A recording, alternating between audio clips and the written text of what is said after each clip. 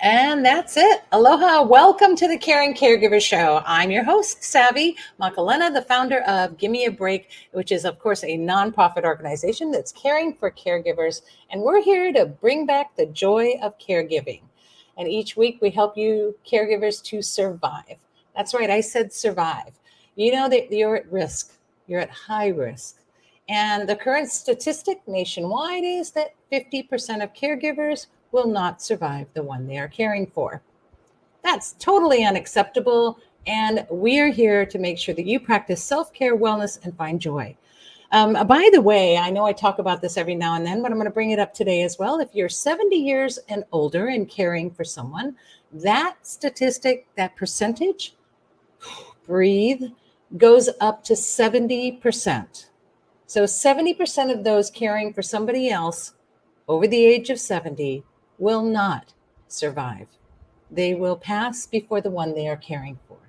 Is your wellness important? Yes.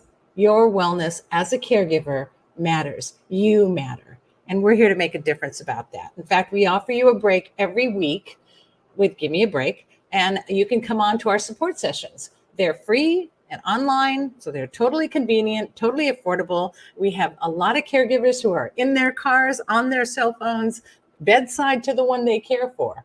And that's when you want to come on to our sessions. So every Tuesday evening at 8 p.m., log in.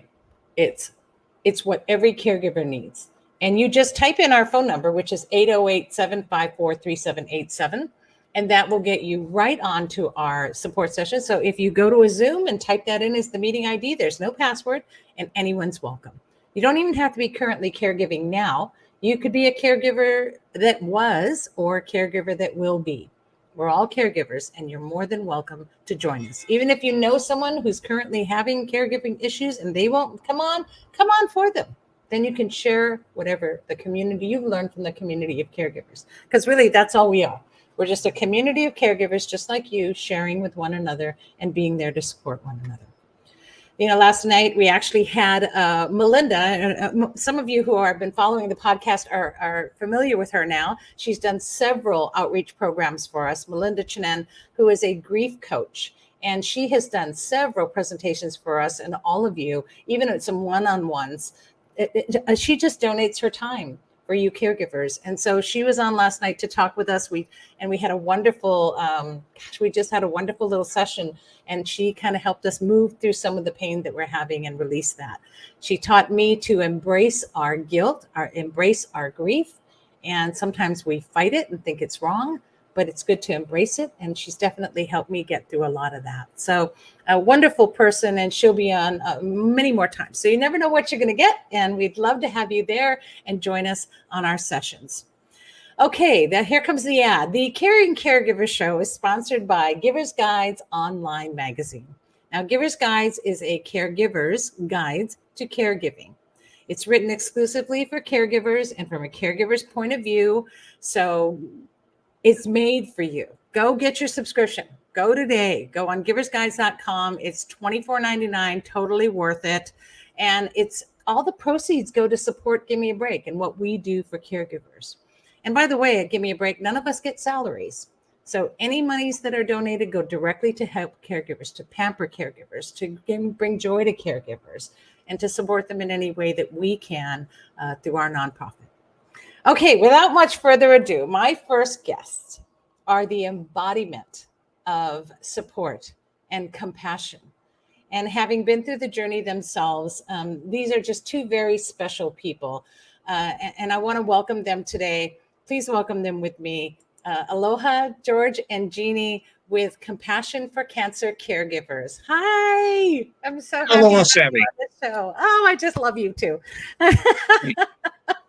It's good to be on board with you. And thank you for the invitation for Jeannie and myself. You know, it gives us a chance to kind of talk story about where we were and how we got there and what we're doing now at the same time. So I'll kind of kick it off if it's okay. My first wife, Carol, back in 2003 and 4 and 5, I was the caregiver. And back in then, I wish Give Me a Break was around. I tell you that. You may have been, but I didn't know about you at that No, time. I So wasn't. yeah. So I was taking care of her. You know, I'm the man of the house. I'll do everything. Right. And boy, was that a mistake because my health went down fast after 2.5 years before she passed. But there was one incident in there that really stuck with me, Savvy. It was unbeknown to me, somebody showed up my door with a meal for me that I never met before and from a church I did not go to. Well, that stayed on my mind for I don't know how long, you know. And so when Jeannie and I retired, we were in church and we heard that we should be doing something, you know, and we thought, wow, this is a great chance for us to do something. So Tightwad George, he put money in a kitty to form a 901 501 nonprofit, and you know, we took off to some training in Cancer Treatment Centers of America in Goodyear, Arizona, and got trained there. And came back, and Jeannie really jumped in to see if there was anything going for caregivers. And it was very little at that time back in there. So we kind of reached out in there and formed a training program for Compassion for Cancer Caregivers. And that at that time, they gave us the foundation, but it changed from there. I'm going to let Jeannie talk a little bit about the training program, if you will, honey, that we do. Okay, so what we train volunteers to do is to create a network of support from amongst the family and the friends of the cancer caregiver and the patient. It's actually 4 sessions, about 2 hours apiece. During the pandemic, we had to switch from live presentations to To Zoom. online. Yeah. Yeah, and for us at this age, that was quite a challenge, but we managed to do that. Now the pandemic is kind of like in the past. We're doing it in person again. Yeah. So the first session we called the Wall of Silence. And the reason for that is because the cancer patient and caregivers sometimes are reluctant to talk about the diagnosis, and we understand. So on one side of that wall, they don't say much about what they're going through. And on the other side of the wall, there are family and friends who really want to help, but they don't know what to do and they What to don't know do? what to say. Yes. Yeah. So this wall of silence creates a division at a time when the patient and the caregiver most need the love, the support, the encouragement from family and friends. So that first session, we talk about this and how to work through that wall. Yeah. And then That's then our next amazing. session we started, it's called Actions Speak Louder Than Words. And I think we all can relate to that, you know, and mainly do something, even if you are uncertain. Let me give you an example that happens all the time. Somebody finds out somebody has cancer and they may know them fairly well. They'll walk up to them and say, "Oh, I'm so sorry to hear about your cancer diagnosis. Oh, please, if there's anything I can do, just let me know." And they're never going to ask. No. That's a bad scenario. When we get into that, you know, a couple things happen here. First of all, that cancer patient has no idea what they need. They're getting into the journey, and their mind is I want just to get rid of the frizzled. cancer. That's what I want. Yeah. So the mistake made when you go up to do something like that, tell the person what you can do. Give them your phone number, make sure they have it, and tell them what days you're available to do something. You know, give them some groundwork so when they call, they know Yeah. you're prepared and you are prepared. So Yeah. the other is just a feel good for the person came by and says, call me anytime. And that really doesn't work very well. But we get into that and speak louder. You know, actions just really speak loud for us. You don't have to always say something through your Do it. activities. You know, it could be like myself. Somebody brought me a meal. You may like doing yard work, walking the dog, taking out the trash, which our neighbor did when I had cancer, you know, for over 2 years. You know, it's cultivating those meaningful relationships Yeah. in there. You know, Yes. get to know them because you don't want everybody in your house. You want somebody you trust in your house in there. Yeah. And that's why we work with family and friends and stuff because they will let them in the house and help them on this journey. And I love that because you bring them all together and you provide an education for them that's not out of their league, so to speak. It's an education that brings them together that everyone can get. Everyone can nod to that and say, I can do that.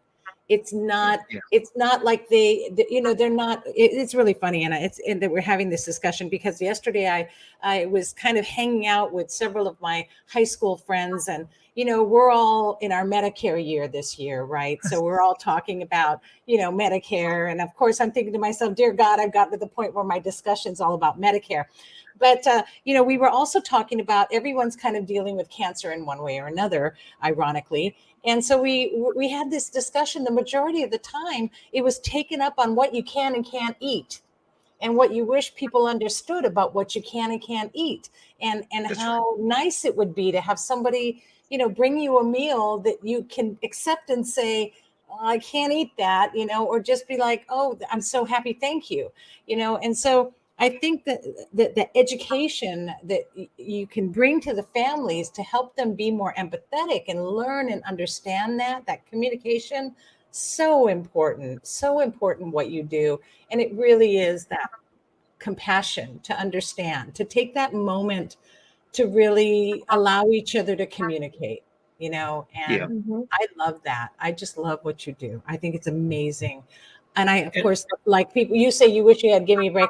I wish I had you when I was going through, my mother's breast cancer. that's And right. of course, I'm going through the love of my life is currently going through cancer, and we're dealing with that. And so, all of those things, right? It just knowing you have that makes all the difference. Yeah. And knowing there's somebody out there who is compassionate and who does get it. That's the Yeah. community that we need. Yeah. And in our chest, we have some tools we provide in our training. Meal Train is one of them, which takes care of a lot of that stuff in there Yeah. at that point. Yeah. There's so much So that, information, you guys. You need to go on their website and check it out, because on their compassionforcaregivers.org website, there's a lot. But just call George and Jeannie. Call them. They'll yeah, answer the phone, 808-330-3906.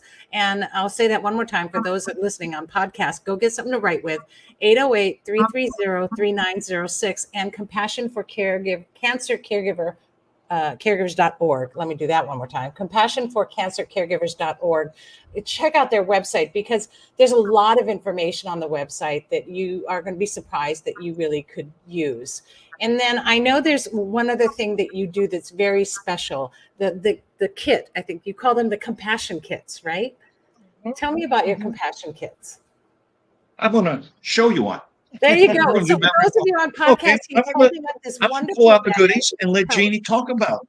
So yes, filled with one of the goodies. things that are most appreciated is this plush fleece blanket. And it's really a lap blanket. It's not too big, it's not too small, but it's just right to keep the caregiver or the patient warm while they're in treatment at the hospital. We also have an adult coloring book. And just to show you, it's not one of those small, dizzying, uh, Squint eyes. yeah, small images, but it's big enough. It comes also with coloring pencils and a sharpener. We also have a word search book with the Large theme print. I love that. Large large print. Did you all see that? It's a large print. print. Chicken soup for the soul with encouraging I love messages. We that. have two colorful notepad journals made by volunteer craftspeople like my sister and her friends, Aw.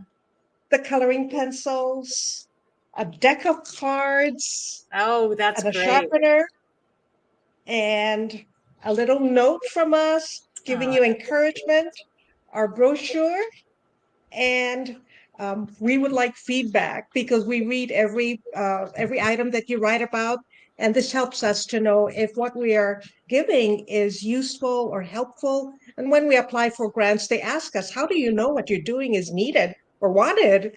We don't know until we hear from you. So Those are that's those thoughtful little things.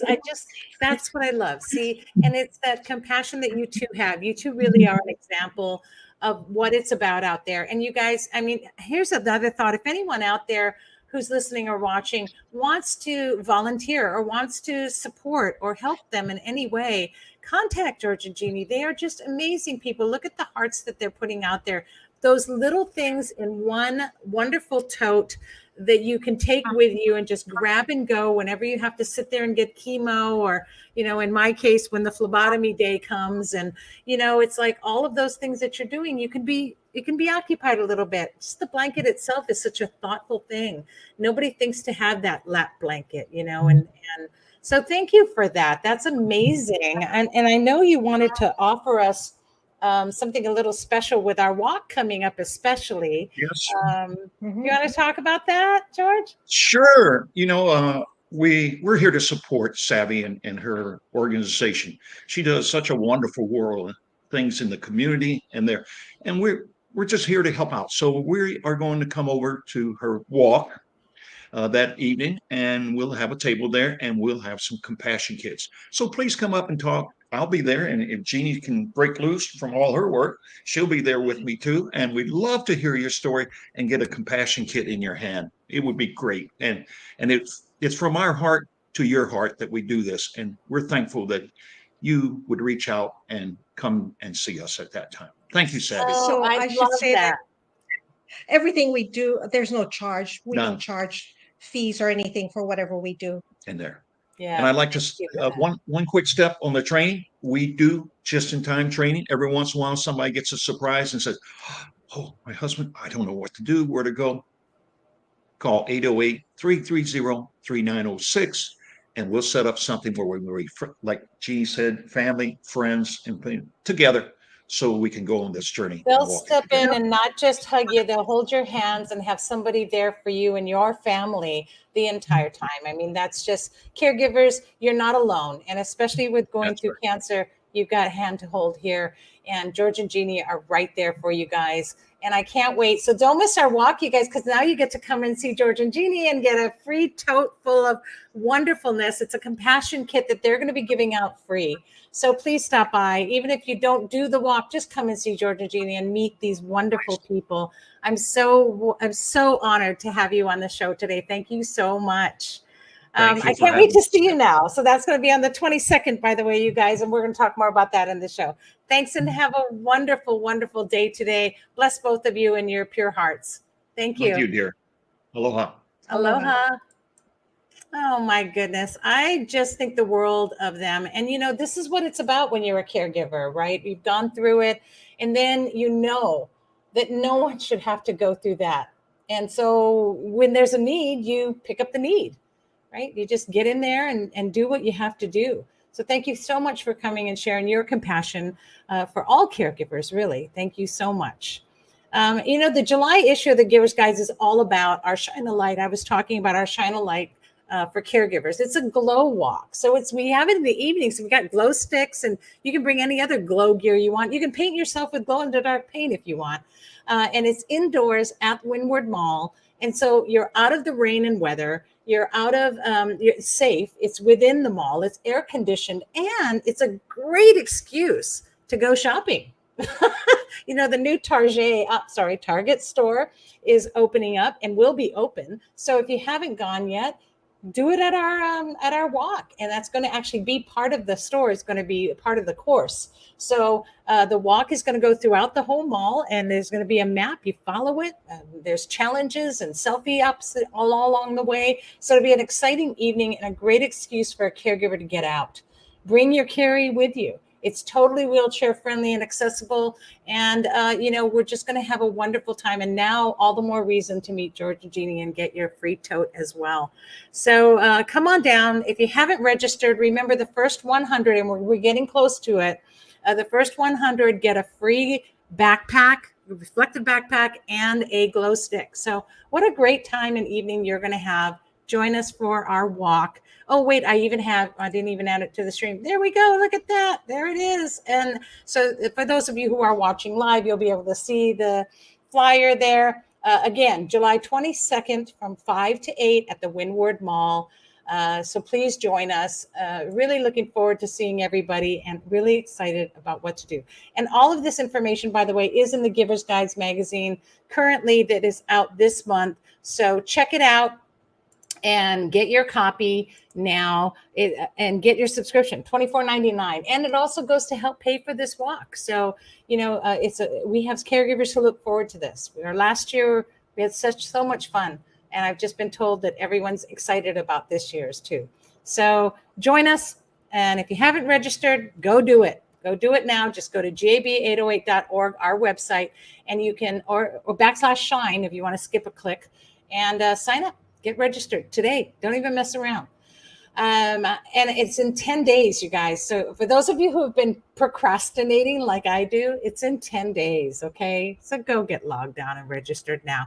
I know you can register at the event. I know, but you wait because there's only a couple of us to register the line of people. So do it ahead of time. Your bib number will be all printed. It'll be that fast. Okay. All right. So our next guest, of course, saw a need and filled it.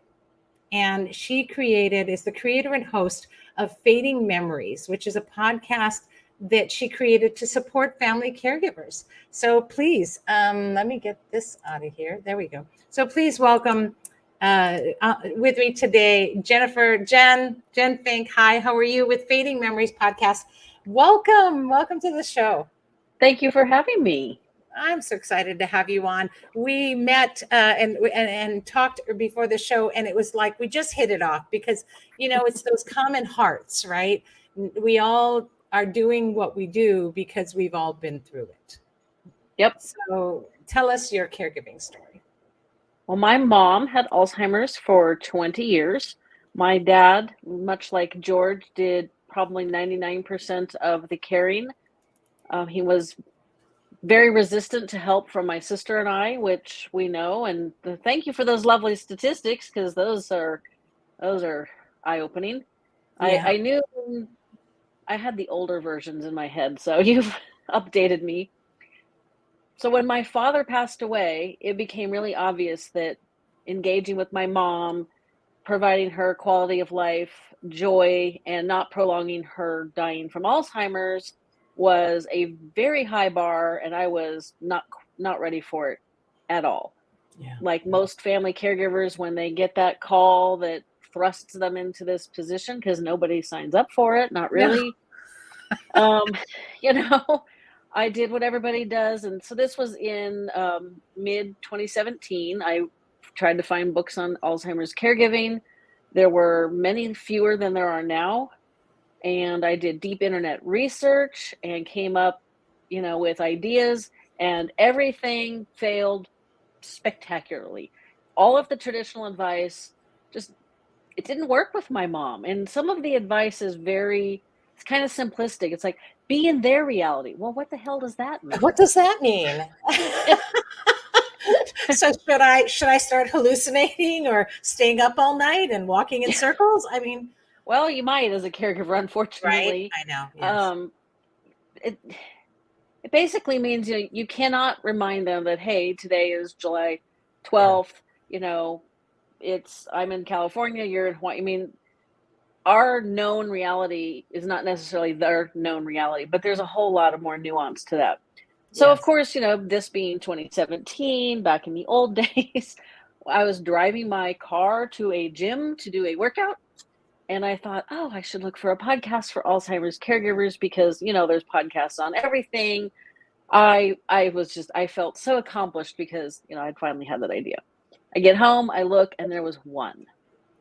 And I'm like, okay, well, one's better than nothing. And I listened to a couple episodes, and it just was not my cup of tea. So for better or worse, I created my own. I did the podcast for 3 years while my mom was still alive, and I was running my own photography business. So that was a lot. My mom passed away at the very start of the pandemic, which is very interesting because most of the world shrugged. It's like, oh gosh, sorry your mom died, but this pandemic, what? Literally it was March 31st. So we were all still going, what the hell is going on? Wow. Yeah. And, yeah. So, I don't fault any of the friends or family or anybody.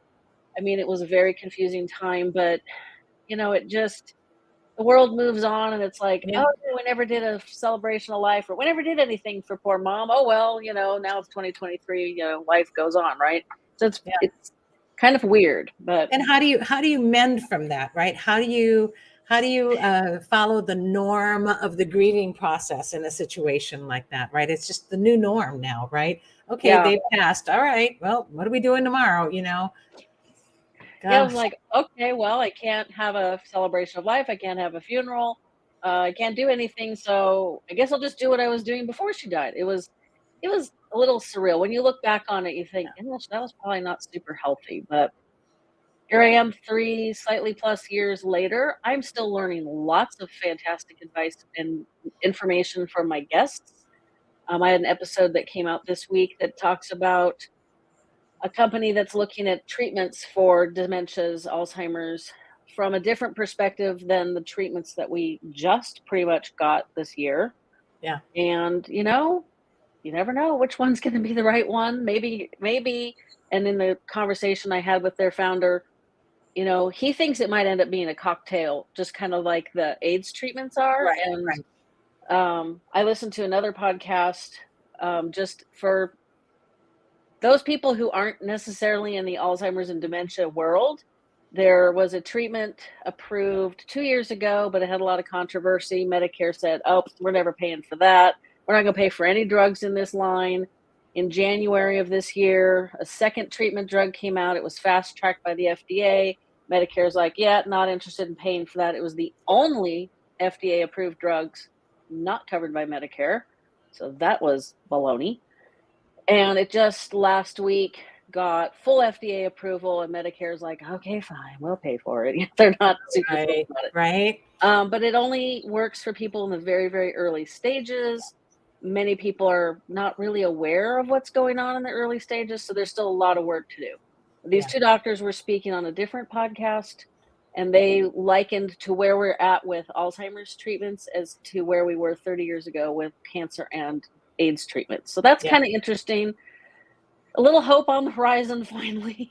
Yeah, well, it's not going to do anything for my mom who's in her final stage, and unfortunately, there's no turning back from that. But I am a third generation, right? So my grandmother passed with dementia-related complications. My mother is now passing, and I'm sorry, who am I? Who are you? Oh, that's right, I'm on the show, and I'm having those moments, and so I can only hope that the drug in the next 5 or 10 years will somehow get to that point where it'll make a difference for me, or if it's not too late. I needed this maybe 20 years ago myself. So who knows where we're going to be, and who knows how much of it can or cannot help. But I'm just so excited that they're at least doing something and recognizing that we need this. I mean, dementia's been around for a very long time, and dementia related illnesses have been around for a long time, but they're finally, I think that there are more deaths now due to dementia-related diseases than cancer. So they're finally doing something about it. Yay! It's almost like how you need a red light or you need a stoplight in your neighborhood, but they're not going to put one in until 2 or 3 people have passed at that intersection. And Exactly. that's how I feel sometimes about all of these drug things that are going on. And I'm glad that they're doing everything they have to do. And I'm certainly glad that the research has been going on for so long. But boy, we really need all of this. And in the meantime, caregivers are shouldering the weight of not having that medical assistance. Yeah, my firm belief, and this is without the treatments throw this off slightly, but not entirely, is anybody that is diagnosed with any form of dementia immediately needs to be enrolled in palliative care. And I'm assuming most of your guests know, your listeners know what that means. It's like hospice, but it's not end of life care. Right. It supports the patient, and then it supports the caregivers. Because with dementia, there's nothing to do, and you take them to the doctor because they've got a UTI, and that's a trauma. Oh God. Because they're like, okay, can you give us a urine sample? And my mom's looking at them with a little paper cup, like, are you like from space, or and I'm like, and then they look at me and say, well, can you help her? It's like, God, no. Like, I'm not crawling down there and being at risk of getting slapped around because my mom hated help. That's always fun. I'm like, don't you remember the last time we were here? We did it like this. Like, why do I have to constantly remind you guys how to do your job? Like, just getting them to the hospital is is so difficult, right? I had to bait Mhm. my mother by telling her she loved to go shopping. And I would just say, Mom, we're going to go shopping. We just got to make one stop along the way. And so she literally thought she was using the bathroom in the shopping mall. She Oh, didn't wow. realize it was at a doctor's office. And so, the things you had to do. But, they lied to me about Santa. So I figured, fair is fair. But yeah, and a lot of caregivers are, because we're thrust into it. We don't know. We don't know what we don't know. And And so doctors hand you a pamphlet and pat you on the head and say, okay, see you back here in 6 months. And it's like, for what? yeah, For you to tell me they've declined some more? nothing's Duh. happened. Right. And so I love that you do that. You talk about and address all of those issues on your podcast, because it is focused on that. It's really focused on dementia, Alzheimer's, all those related diseases. And so that's, please, you guys, you wonder why I bring on people who are doing podcasts and I have a podcast, but because I'm not going to cover all of that. And you need the information. We have to hold hands to get these resources out to caregivers, because you need this. It's going to change everything for you. Just the fact that she brings up that you need palliative care.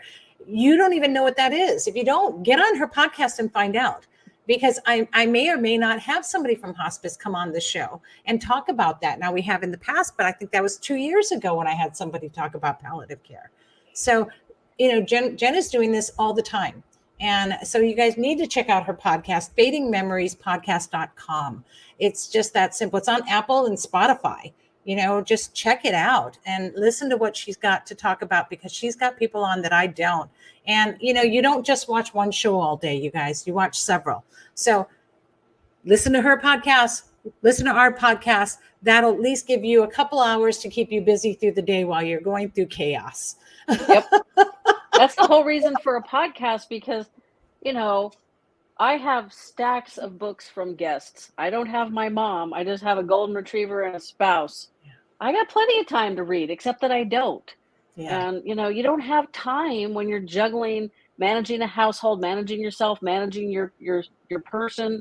You don't have time to read an entire book. And trust me, there are great ones out there. I do book Right. And you're recommendations. so exhausted anyway. You just get through the first couple of paragraphs and you're snoring with a book in your lap, and you Or on wake your up and all of a face. sudden you go, oh my God, what did I read? I don't know. You're going to go clean up pee now, Exactly. and it's just, this is life as a caregiver as we know it.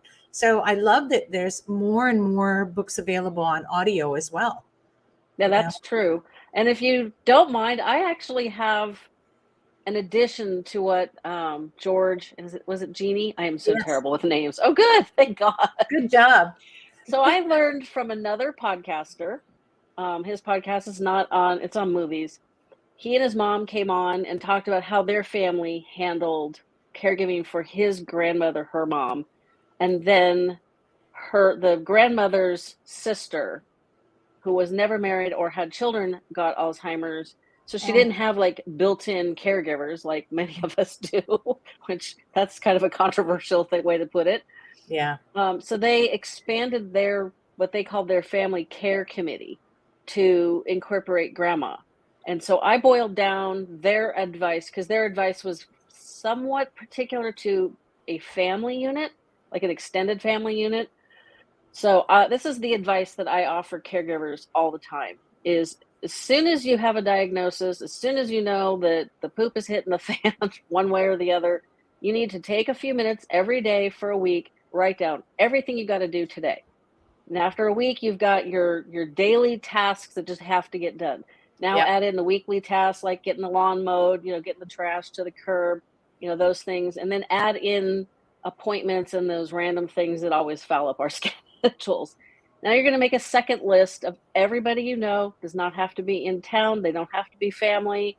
They could, be neighbors, friends, religious community members. Members in a community group. Exactly. Girl Scout parents. Exactly. I forgot about my daughter was never in Girl Scouts. Here's the key. Exactly. If you know them well enough to have a conversation with them, write their name down. Yeah. But write down the skill you think they can help with the most. So Jen here, not calling and talking to banks or insurance companies. Nope. Can't stand it. Stresses me out just thinking about it. I mean, if you really asked, I'd probably do it. I'd hate it. I would not want to offer it up again. But if you backed me into a corner, I'd probably say yes. But don't do that, okay? It's Yeah, not a good way to Savvy, get don't help. call me for vacuuming, cleaning, but I will cook. I will make meals. I will make I a will dinner. make Right? meals. I might Yeah. clean. I'd No. rather clean than talk to the insurance companies. Nobody's. I'll talk to the insurance companies. There you go. Well, you put me on the list, right? So see, so now you have a list. You know, Jen will bake. Maybe she'll clean. She'll definitely walk your dogs for you because I'm down to one golden retriever. It feels naked. We've had 3 at once, many times. So it's weird to have just one. Yeah. Just one. It's multiple. And so when Jen comes up and says, "Oh my gosh, I'm so sorry to hear about your mom or your cancer diagnosis. Is there anything I can do to help?" Bam, you have an answer. Yeah. You don't have to think about it. You don't have to get back to them. You don't have to take their phone number. You could say, "Oh my gosh, it stresses me out so bad to call the insurance companies and the banks. Can you handle setting up the online banking and checking on the whatever deductibles for these medications for me?" You would say yes. I would be like, "Would you like me to make you brownies?" Yeah. And that's true. Nobody thinks about doing that. And of course, once you're in chaos, your brain goes dead anyway, and you're just on remote. So start thinking about that now. And, I talk about this. I do a presentation about this. It's on our YouTube channel, about planning ahead for your care receiving plan. What's your care receiving plan? So don't just wait for something to happen. You never know, and by the way, there's childhood dementia as well. So don't think that, well, I'm a mom with kids. Don't think that something can't happen.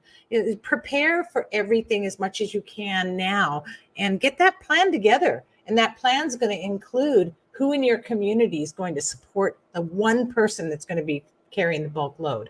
Because I don't care what you say. Oh, no, we're a tight family. We all help each other. It doesn't matter. One person will get strapped with everything. So plan it out now. Really. Yeah, people react to advice, especially with a severely life-limiting disease like Alzheimer's or other dementias. There are some adult children like ourselves who go, I just can't, I can't see mom like that, and we're sitting here thinking, God, grow up, get over yourself. But that's their comfort zone. My brother's that way too. That's the comfort zone. It's getting hard for me now too. I'm having a struggle with it, seeing mom catatonic. And I sit there and cry in the car for 15 minutes, 20 minutes after I've left visiting her, because it's hard to see that. So it's not easy for anyone, and I'm pretty tough, but that one, it shoots me right in the heart every time.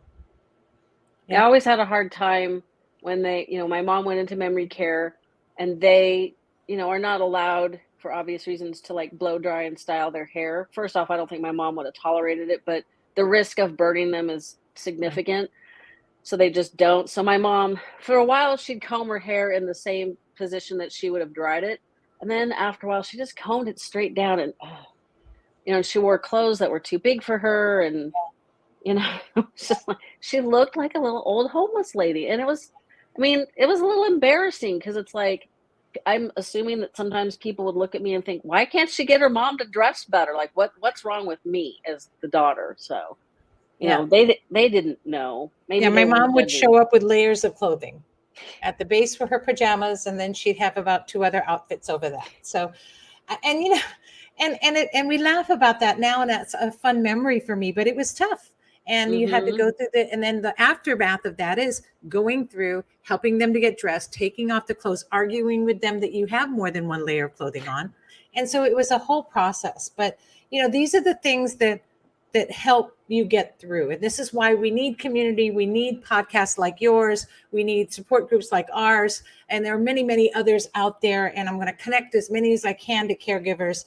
And I'm certainly happy that now all of our caregivers will know about your podcast, because I think it's so meaningful and so important. And that's where I really wanted to have you on the show. And I'm just so thankful you took the time to be here and really getting to know you. And I hope we can do some wonderful things together, because I think I think I should have you on the show periodically, just become an authority on the show to talk about some of the things that have happened on your podcast, just to share that information. But gosh, thank you so much, Jen. And it's a pleasure meeting you and being able to be community with somebody who gets it.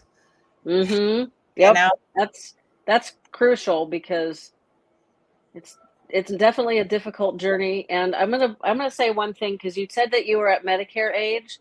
Anybody that's 65 years or older should have a cognitive screening every single year. It is covered by Medicare. Thank you do to us it. Alzheimer's advocates for legislation. Yes. I didn't help with that one. That came before my time, but most doctors don't do it. So freaking demand it. If your mom's got dementia, Do you it. know, I don't care if you got to grab them by the lab coat lapels. Just And I'm scared to, scared to hell right now because I'm going to do it. And you guys, I could easily say, well, better if I don't know. No, I'm going to be doing it. Actually, I'm turning 65 at the end of this year. I'm getting my Social Security. I'm doing my Medicare. I'm doing all of that. And I'm also making an appointment to get screened. So do it. Yeah. Because the more you know, the better. Knowledge is power. And you can change a lot of what you're doing now to kind of keep things at bay, and or you can waste away. So please, thank you for that. That's great advice. See, I love these tips. But thank you so much. And You're welcome. I will definitely have to bring you on again. You guys, Fading Memories podcast, available on Apple and Spotify, or go to fadingmemoriespodcast.com.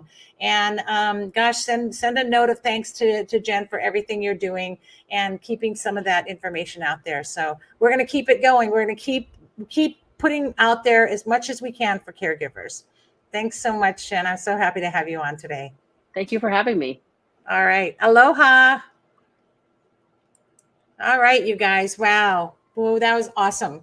And if you didn't get all of those pointers, write them down, because go back and listen to this again on podcast. We're on podcast as well. You guys know that. So some great information for you. And just thank you. Thanks, Jen, for providing that platform for caregivers. The more information we can put out there, the better.